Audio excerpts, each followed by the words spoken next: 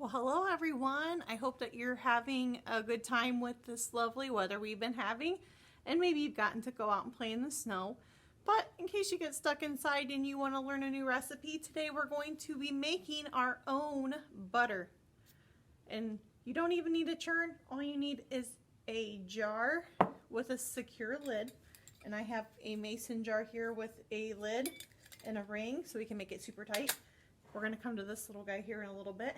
So to make our homemade butter, I have a recipe that I have used lots and lots of times, and it works pretty well. And you don't even need a marble. All you need is the jar. Some of these call for a marble to be in it to help to stir the butter, but I found that out by making my first set. That's not the case.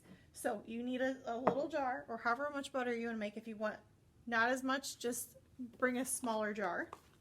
You need heavy whipping cream, and you're going to fill your jar halfway full. That looks about like halfway. You want to make sure you have your lid. These are canning jars and lids with rings that are super tight. You can make them super tight so that it's not going to spill all over, because we're going to shake it. Now, this is a great way, again, to get all the energy out from your little ones. Just like the ice cream in a bag that we made a few weeks back, they get to shake the jar. So you want to set a timer, and I use my cell phone. So I set my timer on my phone. You can use your phone, you can use an oven timer, you can use one of the little dial timers. Set it for 15 minutes, and you're going to play a game with the kids, and you're going to shake.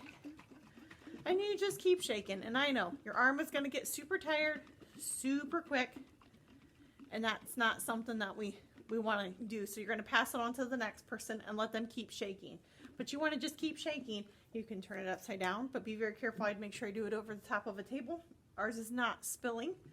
And you just keep shaking. And right now you can kind of see mine is still liquidy. But after you shake it for 15 to 20 minutes, this is what happens. Mine kind of solidified a little bit. You can kind of see that in the jar. I'm going to open it up. Give you a closer look. So this is what it looked like when I stopped shaking. That was after 15 minutes. Now, there might be a little bit of liquid in your jar. Mine does not have a lot. But if it separates, that's actually buttermilk, and you can save that for another recipe instead of throwing it away. But if you're not a buttermilk fan, you can just pour it off and still use it. So my butter isn't as thick as I would like it to be, so I can continue to shake it for another 5 minutes if I'd like. You can actually use this right out of the jar, and you can put it on crackers, your favorite bread, toast. Use it in a recipe. So you have your own homemade butter. So if I want to shake it again for a little bit, set my timer. All right, and then I'd have it all set, and then I'm just going to give it a shake. I can kind of hear the clump going from top to bottom, and you can see a little bit of the air pockets in there, and you'll get that. You just want to keep shaking it till it gets a little more firm, and then you need to refrigerate this, and it will be good for a day or two in the refrigerator as long as you keep it cold.